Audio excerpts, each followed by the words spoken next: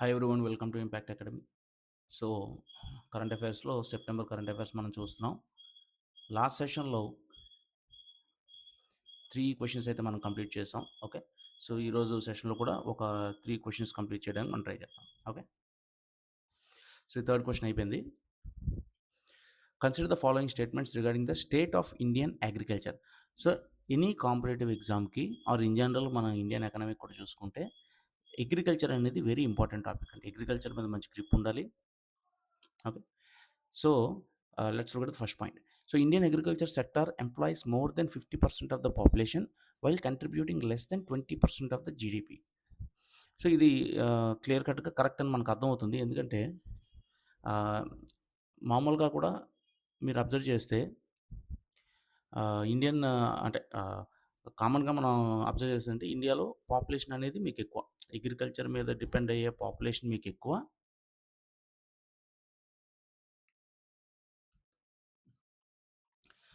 So, agriculture మనం చూసుకుంటే Indian agriculture sector employees more than 50% of the population అన్నాడు.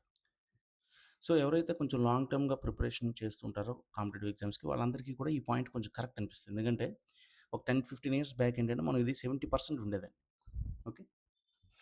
So, Indian agriculture employees more then around 70% of the population but contributes to only about 30% of the GDP. అలాగే మనం maximum అంటే అందరూ కూడా చదువుకునేవారు. So, more than 50 అంటున్నాడు కాబట్టి right అయ్యి ఉండొచ్చు అనే అవకాశం ఎక్కువుందనమాట. ఓకే. నెక్స్ట్,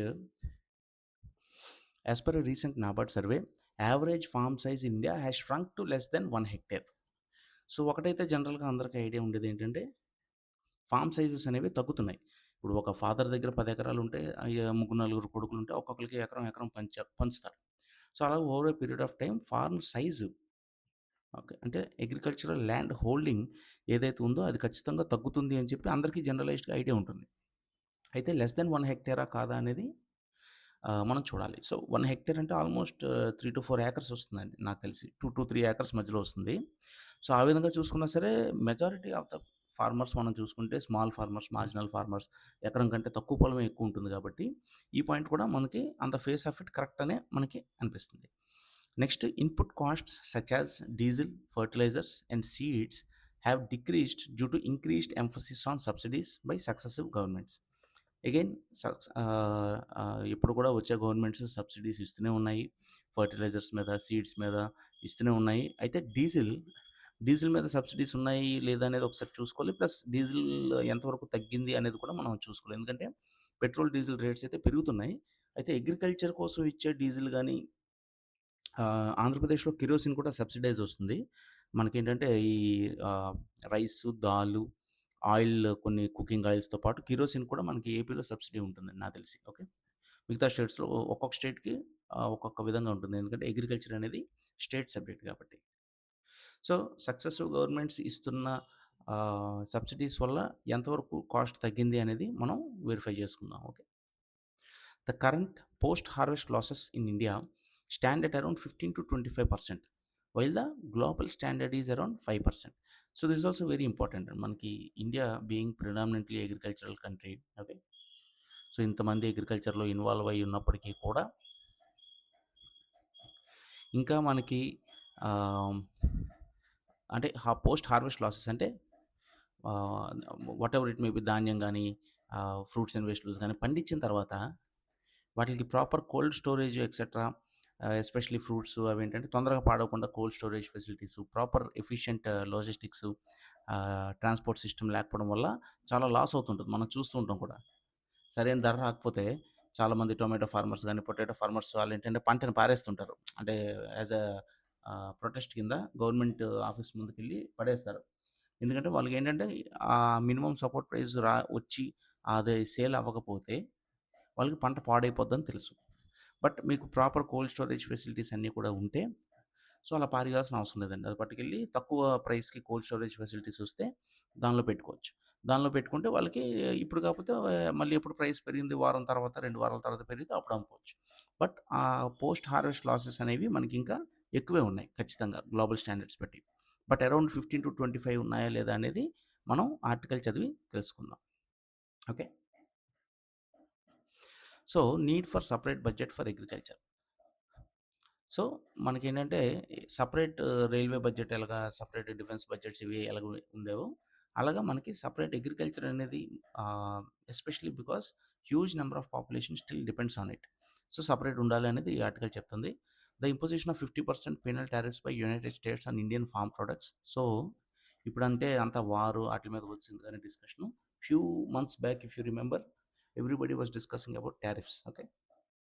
సో, ఈ హ్యూజ్ టారిఫ్స్ అనేది ఏదైతే మనకేసారో, ఇప్పుడు ఆఫ్‌కోర్స్ అవి కొన్నిటిలో తగ్గిస్తాము అనే ఒప్పందాలేవో చేసుకుంటున్నారు. So, anyway because of these tariffs, Indian farm products okay will become very expensive for export.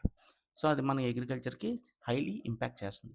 So, ఆ ఎక్స్‌పోర్ట్ ఎంత, ఎంత ఏ ఏ ప్రొడక్ట్స్ మనం మేజర్‌గా ఎక్స్‌పోర్ట్ చేస్తున్నాము, అవన్నీ కూడా మనం డీటెయిల్‌గా స్టడీ చేసుకోవాలి.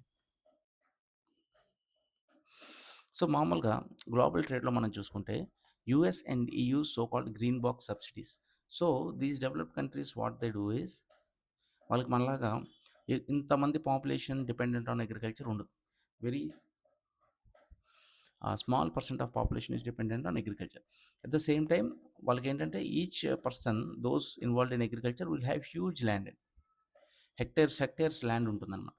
సో, దాని మీద వాళ్ళు latest machinery, latest technology, drones అవి యూజ్ చేసి ఫర్టిలైజర్ స్ప్రే చేయడం, హార్వెస్టింగ్ టెక్నాలజీస్ అన్నీ కూడా ఎక్కువ వాడి మోర్ ఎఫిషియంట్‌గా వాళ్ళకి తయారు చేయడం అనేది జరుగుతుంది. అట్ ద సేమ్ టైమ్ వాళ్ళ గవర్నమెంట్స్ కూడా సబ్సిడీస్ అన్నీ కూడా గ్రీన్ బాక్స్ ఓకే. ఈ green box, amber box, red box ఇలా డిఫరెంట్ బాక్సెస్ ఉంటాయి. అవన్నీ కూడా స్టడీ చేయాలి. What is green box? What is amber box? ఈట్లి మీద కూడా మనకు ఫ్రీక్వెంట్‌గా క్వెషన్స్ వస్తూ ఉంటాయన్నమాట. Okay. So, green box, amber box, blue box ఏవో చూద్దాం. So, amber, blue and green boxes are WTO categories for agriculture subsidies based on their trade distorting impact. Okay. Green box subsidies are allowed without limits. Okay. So, ఎంతైనా ఇచ్చుకోవచ్చనమాట. Amber box are heavily restricted and blue box are permitted subsidies tie to production limit. So, మొత్తానికి వీళ్ళు ఏం చేస్తారంటే US, UK లాంటి వాళ్ళేంటంటే వాళ్ళు ఏవైతే సబ్సిడీస్ ఇస్తున్నారో ఫర్ ఎగ్జాంపుల్ ఎవడైనా ఫార్మర్ పొటాటోస్ పండిస్తే ఆడికిచ్చే సబ్సిడీని వాళ్ళు గ్రీన్ బాక్స్‌లో పెట్టేస్తారు. సో, ఏవో రీజన్స్ చూపిస్తారనమాట. వీడు వాడే టెక్నాలజీ వేరు, వీడు వాడే ఫర్టిలైజర్స్ వేరు. సో, దానివల్ల ఇదేమి ట్రేడ్ డిస్టార్ట్ చేయదు. ఎక్స్‌పోర్ట్ చేస్తే వేరే కంట్రీస్‌కి ఇబ్బందవ్వదు అన్న ఉద్దేశంతో గ్రీన్ బాక్స్‌లో పెడితే they can give lot of subsidies అనమాట. అట్ ద సేమ్ టైమ్ మనం ఇండియాలో ప్రొడ్యూస్ చేసే క్రాప్స్ వాటిల్నేంటంటే యాంబర్ బాక్స్‌లో పెట్టారనుకోండి. They are heavily ah, subsidised అనమాట. సారీ హెవీలీ ట్రేడ్ డిస్టార్టింగ్ అనుకోని సో, యాంబర్ బాక్స్ ఇది these include inputs for fertiliser, electricity, seeds, minimum support price. So, ఇక్కడ మనం ఇండియాలో అగ్రికల్చర్ మీరు అబ్జర్వ్ చేస్తే ఇవన్నీ కూడా యాంబర్ బాక్స్ కిందే వస్తాయి. ఓకే. మనకి ఎంఎస్‌పీలున్నాయి. Fertiliser urea fertiliser almost 2,00,000 crores per year వస్తది మనకి. ఓకే. ఎలక్ట్రిసిటీ సబ్సిడైజ్డ్ అందరికీ కూడా. సీడ్స్ కూడా సబ్సిడైజ్డ్. ఇరిగేషన్‌లో చాలా సబ్సిడీస్ ఉంటాయి. సో, మన సబ్సిడీస్ అన్నీ కూడా వీళ్ళు తెలివిగా యాంబర్ బాక్స్‌లో పెట్టేసి సో, మన మీద రిస్ట్రిక్షన్స్ పెట్టేస్తారనమాట. సో, దట్ ఈస్ హౌ ఈ so called green box subsidies వల్ల they are able to give unfair advantage to their farmers.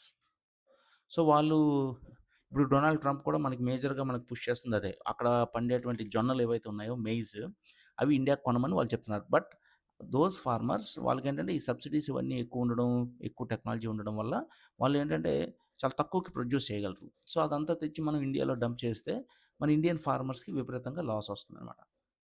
ఒకసారి మార్కెట్‌లోకొచ్చాక అది అమెరికన్ కార్నా, ఇండియన్ కార్నా అనేది మనకు తెలియపోవచ్చు. ఆడు రూ. 10కి ఇస్తున్నాడు. మన వాళ్ళు రూ. 30కి అమ్ముతున్నారనుకోండి. మనం రూ. 10కి వచ్చిందే మనం కొంటాం. సో, మనకు తెలియకుండానే మన ఫార్మర్స్ అందరూ కూడా సివియర్‌లీ ఇంపాక్ట్ అవుతారు.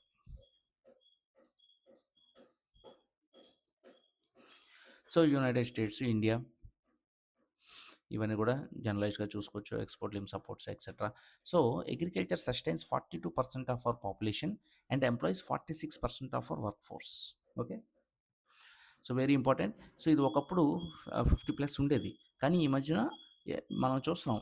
ఫాదర్ అగ్రికల్చర్ అవ్వచ్చు, కొడుకు ఐటీ ఎంప్లాయీ అవ్వచ్చు, కొడుకు ప్రైవేట్ జాబ్ చేయొచ్చు. ఎవరు అగ్రికల్చర్ వే వే వైపు వెళ్ళే వాళ్ళు చాలా తక్కువ మంది అయిపోతున్నారు. So, agriculture sustains only 42% of our population. But employees 46% of the work force. So 100లో 46 మంది అప్రాక్సిమేట్‌గా ఇంకా అగ్రికల్చర్ మీద ఉన్నారు. సో రూరల్ ఏరియాస్‌లో కూడా మీరు అన్నీ కలుపుకుంటే 46%. బట్ ఓవరాల్‌గా పాపులేషన్ చూసుకుంటే 42%. ఓకే. ఎందుకంటే వర్క్ ఫోర్స్‌లో మీకేంటంటే పని చేసేవాళ్ళు ఉంటారు. పాపులేషన్ అంటే పని చేసినా, చేయకపోయినా అందరూ కూడా పాపులేషన్ కింద వస్తారు. Anyway it contributes less than 20%. నాకు తెలిసి అరౌండ్ 17% సంథింగ్. సో 20% కంటే తక్కువ జీడీపీకే అంటే ఇంతమంది ఇన్వాల్వ్ అయిన పర్సెంటేజ్ మాత్రం ఇంత తక్కువ ఉంది. Anyway the recent NABARD inclusion, okay, NABARD national bank for agriculture rural development 1987 founded 1982 or 87 just cross check. So ఇవన్నీ ఇంపార్టెంట్ అండి. ఏంటంటే సందర్భం వచ్చినప్పుడే మనం చూసుకుంటే మనకి ఈజీ అవుద్దనమాట. సో 1982. ఓకే. ఇవి కూడా అడుగుతారా అంటే అడగచ్చు. ఓకే. సో జనరల్ నాలెడ్జ్ అనేది కూడా మీకు చాలా హెల్ప్ అవుతుంది. ఎస్పెషల్లీ గ్రూప్ 1 గానీ, గ్రూప్ 2లో గానీ ఈ క్వెషన్స్ అడిగినప్పుడు ఏంటంటే 4 స్టేట్మెంట్‌లో ఒక స్టేట్మెంట్ ఇలాంటిదోటి పెడితే ఇది గానీ మీరు ఆన్సర్ చేయలేకపోతే కష్టం.